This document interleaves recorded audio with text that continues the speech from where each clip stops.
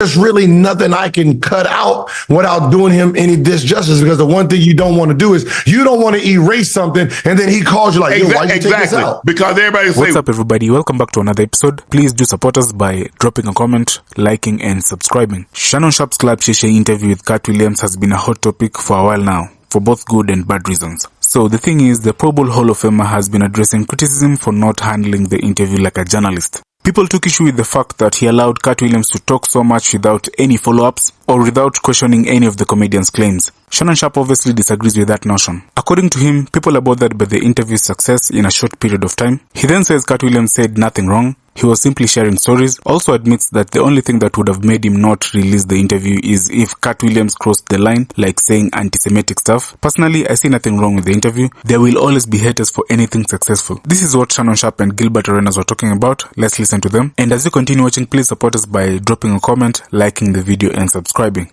Thank you. And I'm watching it from the standpoint of a host. And I'm saying, all right, what would I have cut out, right? And I'm sitting here like, nothing. What am I cutting out? Right. If Cedric the Entertainer said this and I allowed it, then I have to give him a chance to respond. Steve Harvey a chance to respond. So these guys, I have to give him a chance to respond on the things that were said about him. So there's really nothing I can cut out without doing him any disjustice, because the one thing you don't want to do is you don't want to erase something and then he calls you like, yo, why you take this out? Because everybody say, well, he edited that out. That's not what he said. So most of the time, 98% of the time, 99% of the time, the interviews ran in its entirety. Yep. Unless they say something that jeopardizes the interview itself. Yes. I'm not gonna like if he called, like I said, if he said something, like I said, I didn't think he said anything, but like if he makes some anti-Semitic statement or something that I think is gonna not only damage him but damage me also, I can't put that out. And there, for me, they're like, well, Shannon, I like, bro, y'all got too much time on y'all hand, because Shannon got 5 jobs, and Shannon is like researching, trying to get ready for First Take, trying to get ready for Nightcap, trying to do the best deep dive I can, CJ and I, on guest on Club Shay Shay. But I don't follow it that close. I don't know they got beat. That ain't got nothing to do with me. Stuff that I'm talking about football and basketball on a daily basis. And occasionally there was a time, during the pandemic, that we had the social issues, and we had to Colin Kaepernick. So, now I've got to spend a lot of my time, talking about that, dealing with that, researching that, going back to history and understanding the flag and understanding the blacks and the flag and understanding what the flag represents. And that's what I said. And people got mad. I said, the flag doesn't represent everything to everybody. It might mean something to him, but something totally different to him. And so because it means that to you, that doesn't mean that it has to mean that to me. And so I'm researching and studying and understanding the history of that. But this Katt thing is like, bro, I didn't expect it to get, it's about to hit 60 million views. 60. And what it was about? And are you at about 300 all together, all the impressions and everything? 300, a million? No, 300 million. Over. All the impressions and all, like, I know you're. Yeah. Okay. Yeah, that's like the all-star numbers, right? It's something to 60 million just for that, but overall, when you look at, hold on, let me see. I think he's done like 1.5 million likes or something, which is crazy. Let me see what Katt. The biggest problem was is Complex ranked you number 1. That right. and you stamped it, goddamn it, down. Right? You cemented, you put the goddamn Jordan 1s in everybody's face right after. So everybody know, goddamn it, Shannon's number 1 next year too, goddamn it. And that's just the way it is. 1.5 million likes, 202,000 comments, which is crazy. And I think the thing is, look, you lose your job in June. And in November, December, you're ranked number 1 sports personality. And then you start but I told you, I said, I'm coming out. I said, look, and I think the thing is that because I was talking to a good friend of mine tonight, and I said, I think the thing is what happened is that when I was down and I bounced back. Not only did I bounce back quick, I bounced up so high. So he had to have done something. He had to have sold his soul. He had to have sold out his people, even though nobody can tell you what I sold or who I sold out. But I sold out my community, and that's what. And I was like, man, they mad at me. They upset at me. No, they upset. It's me that I got the Katt interview. Because I don't believe it. With 60 million views, and they know if you're in this space, they know what 60 million views does. They know the monetary, because people have done things trying to say, well, if he does this much CPMs and he gets this much RPMs and he gets this many downloads and he gets this many this and he gets many that, they're like, hold on.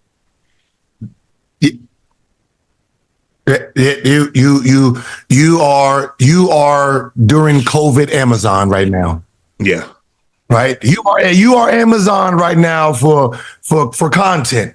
And as great as Katt was, and I was hoping for 10 to 15 million views. That's people don't, and I tell people this. I say, do you understand? There's not a whole lot of people sitting down having an interview, a conversation that's doing that number. Yeah, I had Steve Harvey ended up going over 11 million views. I got a couple at 6 million views. I say, but do you understand what 10, 15 million views is? I say a sitcom that get 10, 15 million views will be on for 20 years if they got those numbers once a week. And so you telling me that, I didn't know. No, the only person that knew that he could generate this was Katt, because he told me. And he said, your life's going to change. You're going to be in a new realm, a new stratosphere, and people are going to want to come on your podcast because you offer a safe space for people to tell their truth. But he said they're going to come for you. And I was like, Katt, come on, Katt. I mean, I just, you know, I guess it's like somebody wrote, I guess I'm harboring a fugitive. You know what I'm saying? Man, hey, he came to my house, but you held him up. You helped him. Evade cap. So they're looking at me because he and Monique said what they said on my platform. They hold me culpable. Now, mind you, I've done Johnny Manziel is my 110th. He's up right now. Johnny Manziel is the 110th person, different person, because I haven't had any repeats yet. The 110th person that I've sat down with. They judge me on 2 podcasts. Yep. Now, I had DC Youngfly, I had Said the Entertainer, I had Ricky Smiley, I had Michael Blackson, I had Steve Harvey, I had Country Wayne, I had Desi Banks, but it's 2. I've had Magic Johnson, I've had Floyd Mayweather, I had my brother, I had DeMar DeRozan, I had Lamar Odom, I had Steve Smith. It's 2 podcasts. Oh, I'm messy. So one less than 2% of the podcast that I've sat down with people, that's how you judge me. It's funny because he knows, he told you this was going to happen. To let you know how powerful he know what he was holding in, right? He knew his greatness. He knew what he was giving you. He knew it. That's why he can call it out. They're going to come for you. There's only a few people that can beat that interview. And one is them telling on themselves, right? You got P. Diddy, right? P. Diddy come out with a confessions one, boom, right? And then you got the lady with the sexual island, whatever the hell that shit was. And she starts telling on the world. Those are the only 2 entities, right, that can come out and do some damage like that. But as the interviewer, when someone says, man, Shannon, I was like, oh, because he's supposed to know, right? He got his answers. I said, Shannon has his playbook. Yeah. That came in with his own fucking playbook. And my thing was, I was talking to someone. I said, so let me ask you this. Who that's in my space that do what I do would have told Katt Williams, nah, Katt, we're not going, I don't want to interview Katt. I don't want to interview Monique. I don't want to hear whatever you said, we don't believe. And after he said, because at the end of the day, you might sit down with someone, but you don't have to air it and would have sat on that. I just want to know, chat, how many people you think that do what I do from whomever, the Breakfast Club or whomever, let's just say there are 500 people that's in the space that I'm currently in. How many of them would have cut Katt off and not, and even if they do the interview and he said exactly what he said on mine, not release it? How many people that's in the space, Monique has done 13 million views. About what I thought she would get. I remember talking, I said, I believe she'll do somewhere between 10 and 15 million. If you do the breakout clip, she's over 15. She's over 15 million. But I thought the entire episode would be somewhere between 10 and 15. So she's right there, smack dab, 13 million. Probably by the end of the year, she'd probably be at 15 million. So it'll do what I thought it would do.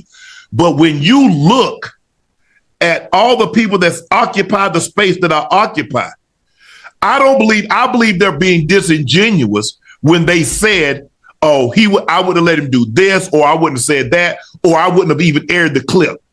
I don't believe it.